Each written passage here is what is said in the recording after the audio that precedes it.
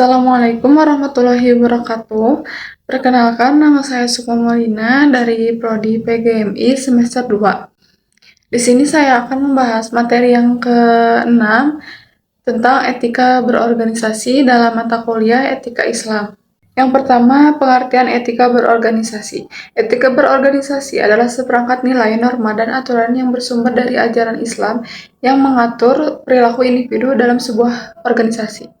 Etika ini berlandaskan pada Al-Quran dan hadis yang menekankan pentingnya akhlak mulia dalam setiap aktivitas, termasuk dalam organisasi. Dalam Islam, organisasi bukan hanya tempat bekerja sama, tetapi juga sarana ibadah dan dakwah untuk mencapai kebaikan bersama.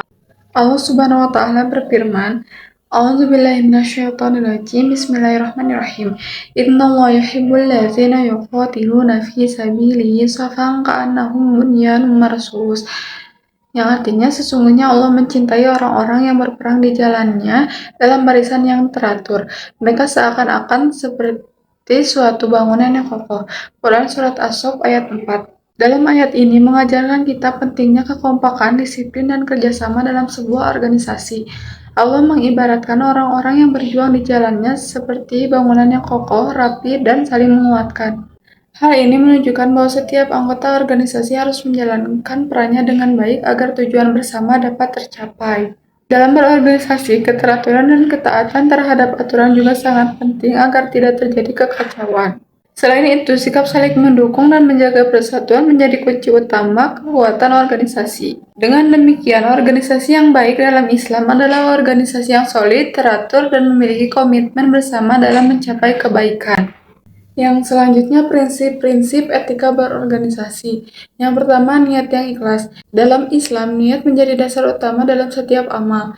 Jika seseorang berorganisasi dengan niat yang benar, maka setiap aktivitasnya bernilai ibadah. Lalu yang kedua, sidik atau jujur. Setiap anggota harus jujur dalam perkataan dan perbuatan. Islam menekankan kejujuran sebagai ciri orang yang beriman. Lalu yang ketiga, amanah, menjalankan tugas dengan penuh tanggung jawab dan tidak menyalahgunakan jabatan. Lalu yang keempat, adil, bersikap adil dalam mengambil keputusan tanpa memihak. Pemimpin harus bersikap adil terhadap semua anggota agar tidak terjadi kecemburuan atau kesalahpahaman dalam organisasi. Lalu yang kelima, syura atau musyawarah. Islam mengajarkan pentingnya musyawarah agar keputusan yang diambil lebih bijaksana dan dapat diterima oleh semua pihak. Lalu yang keenam, disiplin dan komitmen.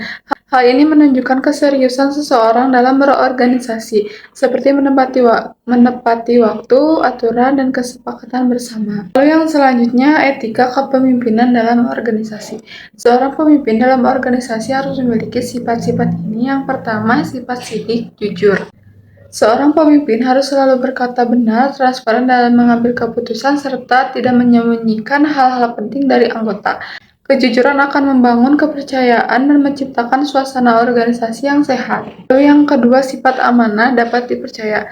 Pemimpin harus bertanggung jawab atas tugas dan wewenang yang diberikan kepadanya. Ia harus menjaga kepercayaan anggota dengan tidak menyalahgunakan jabatan serta menjalankan tugasnya dengan penuh kesungguhan. Lalu yang ketiga, tabligh, menyampaikan dengan baik. Pemimpin harus menyampaikan informasi dengan jelas serta memberikan arahan yang mudah dipahami oleh setiap anggota.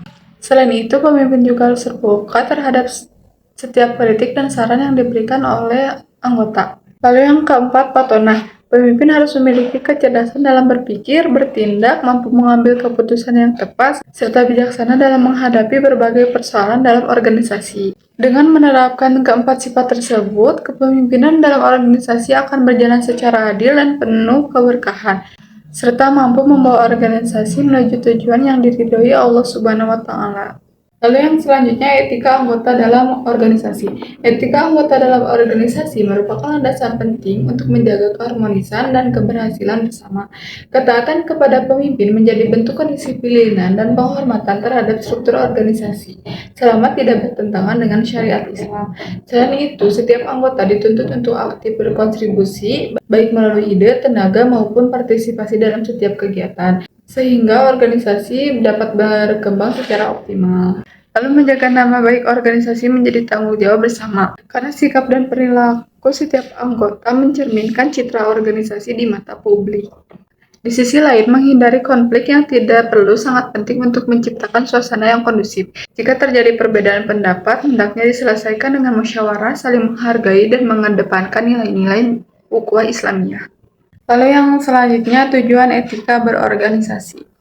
Yang pertama, menegakkan akhlak mulia. Etika Islam menekankan nilai seperti jujur, amanah, tanggung jawab, dan adil dalam setiap aktivitas organisasi. Yang kedua, mencapai tujuan organisasi secara berkah. Tujuan organisasi tidak hanya tercapai secara efektif, tetapi juga membawa keberkahan karena dijalankan sesuai dengan ajaran Islam. Lalu yang ketiga, menciptakan keadilan dan keseimbangan. Etika Islam mengatur agar tidak ada pihak yang dirugikan serta setiap anggota mendapatkan hak dan menjalankan kewajiban dengan adil. Lalu yang keempat, menjaga ukhuwah Islamiyah. Etika membantu menciptakan hubungan yang harmonis, saling menghargai dan memperkuat persaudaraan antar anggota. Lalu contoh penerapan etika berorganisasi. Penerapan etika berorganisasi bisa dilihat langsung dalam kegiatan sehari-hari. Misalnya saat rapat organisasi, setiap anggota diberi kesempatan untuk menyampaikan pendapat, lalu keputusan diambil melalui musyawarah, bukan secara sepihak oleh ketua. Lalu dalam hal keuangan, bendahara mencatat setiap pemasukan dan pengeluaran, lalu melaporkannya secara terbuka kepada anggota, misalnya saat rapat bulanan atau melalui grup komunikasi. Selain itu, ketika ada anggota yang kesulitan menyelesaikan tugas, anggota lain ikut membantu, seperti membantu menyiapkan acara atau menyelesaikan laporan bersama-sama. Dan jika terjadi konflik, misalnya perbedaan pendapat antar anggota, penyelesaian dilakukan dengan berdiskusi secara baik-baik, tidak saling menyalahkan, dan mencari solusi terbaik bersama. Dengan cara ini, suasana organisasi tetap kondusif dan tujuan bersama dapat tercapai dengan baik. Dalam materi kali ini dapat saya simpulkan bahwa etika berorganisasi merupakan pedoman penting yang mengarahkan setiap aktivitas organisasi agar berjalan sesuai dengan nilai-nilai syariat. Etika ini tidak hanya mengatur hubungan antara anggota, tetapi juga membantu karakter individu agar berakhlak mulia dalam menjalankan tugas dan tanggung jawabnya. Dengan menerapkan prinsip-prinsip seperti keikhlasan, kejujuran, amanah, keadilan, musyawarah, disiplin, serta saling menghargai organisasi, dapat berjalan secara harmonis, efektif, dan penuh tanggung jawab. Pada akhirnya, etika berorganisasi dalam Islam tidak hanya bertujuan untuk keberhasilan duniawi, tetapi juga untuk meraih ridha Allah Subhanahu wa Ta'ala, menciptakan kemaslahatan, serta menjadikan organisasi sebagai sarana ibadah yang membawa keberkahan bagi semua pihak. Sekian pembahasan materi kali ini yang dapat saya sampaikan. Mohon maaf bila banyak kesalahan dan kekurangan. Wabillahi taufiq wal hidayah. Wassalamualaikum warahmatullahi wabarakatuh.